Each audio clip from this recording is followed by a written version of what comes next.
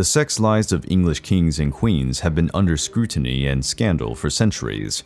The Tudor period single-handedly bears a range of accounts, from the sexualized courtship of Henry VIII to that of his daughter, the Virgin Queen Elizabeth I. Extramarital relations at the British court were accepted or even encouraged by some monarchs, but were severely sanctioned by others. From many points of view, each English monarch had a private life that continues to enthrall and is researched to this day. Also, the way the monarch's intimate preferences were made public cannot disappoint the inquisitive onlooker.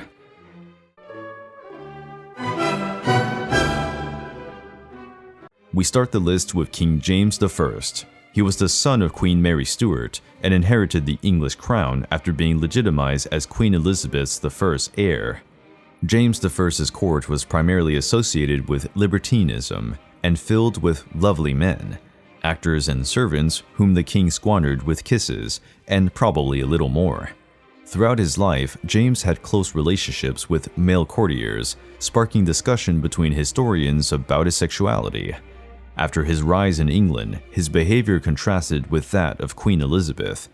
There was even a saying, "Elizabeth was the king, now James is the queen." Whether sex was more common at the court of King James I than his predecessor Elizabeth I is unclear, but he responded to these indiscretions differently.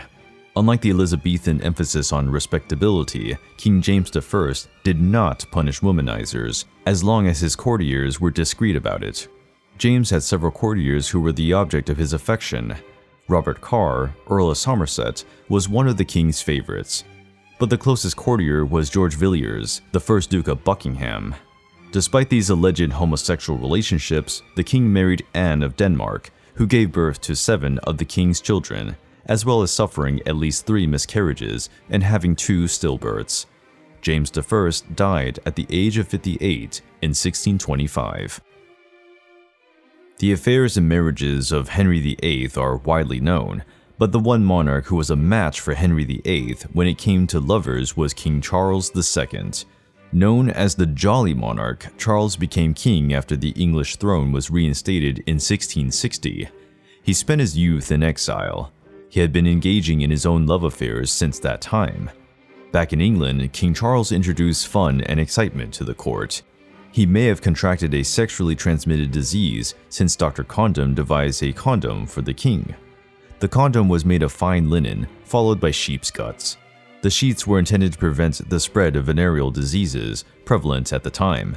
They were called condoms in honor of the doctor. King Charles II had numerous mistresses and many illegitimate children, setting the tone for a lewd court fraught with hedonism. During her relationship with Charles, Barbara Villiers gave birth to 6 illegitimate children, all of whom Charles accepted as his own, although the youngest daughter was probably not his. Villiers, described as a woman of vast beauty, immensely lively and hungry, was feared and envied at court due to her influence. Nell Gwyn, another of Charles's friends, was a professional actress. After she hooked up with the king in 1669, she quickly became a regular source of entertainment for the royal court. Her intelligence, beauty, and comedic ability made her very popular. Charles II died at the age of 54 in 1685. Unlike predecessor and subsequent kings, George III's reign and his court were pretty quiet. The king advocated the encouragement of piety and virtue, and attempted to prevent and punish vices.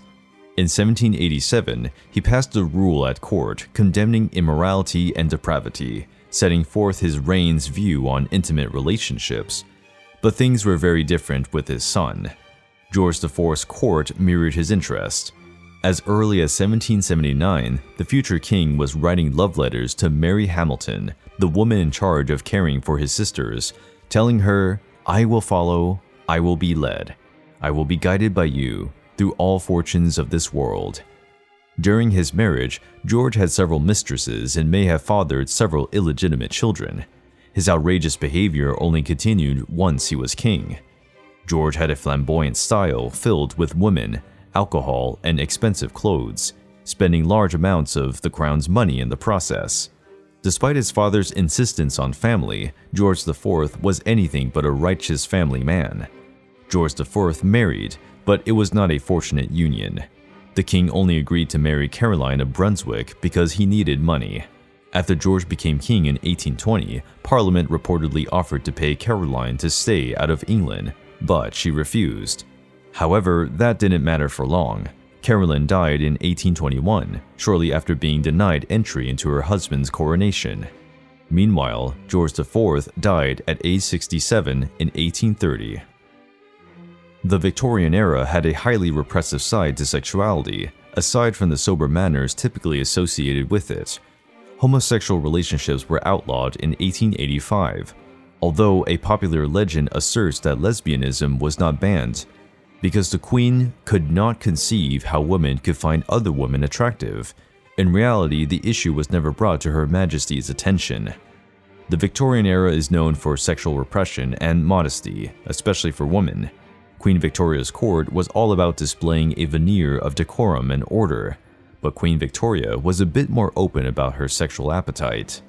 Queen Victoria wrote about her first night with Prince Albert after their marriage in 1840, as they shared the same bed and lay together in the dark. Victoria enthusiastically stated, "I have never ever spent such a night." She made it abundantly clear that that day was the happiest day of her life. By the 19th century, the tradition of servants being present on the couple's first night had been abrogated.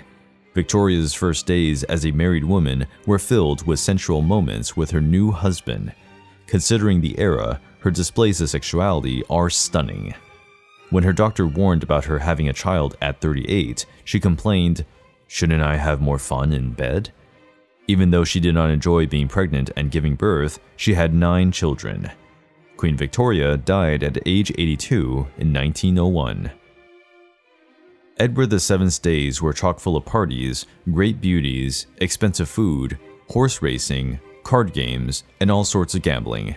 If anyone had the privilege of being around him, then they would have a merry day. Edward VII was the son of Queen Victoria. The boy had multiple mistresses during his lifetime, and his affairs frequently became royal scandals. Edward VII became king in 1901 at age 60, but he lived the life of a playboy during his youth.